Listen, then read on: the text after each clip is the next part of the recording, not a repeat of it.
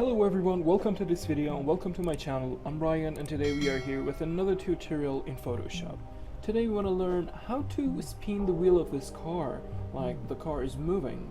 So as you know, there are lots of ways to do this. Some people are just using the blur, Gaussian blur, or some people are using the radial blur, under the filter, blur, radial blur, which none of them is gonna work. So the best way is to go to the filter.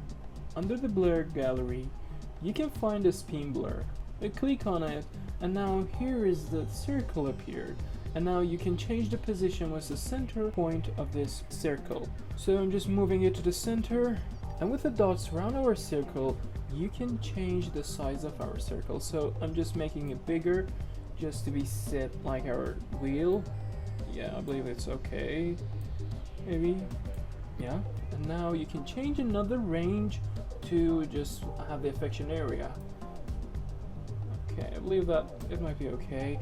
And now here, there is in a slide, you can change it to increase or decrease the amount of effect.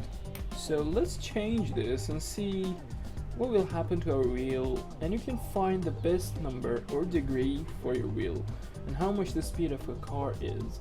So now you can click on this OK, or just hit the enter button on the keyboard, and now after seconds you'll find out that your effect has been applied. So this tutorial is also over. Don't forget to subscribe and like this video, and if you have any question, just tell me in the comment section below.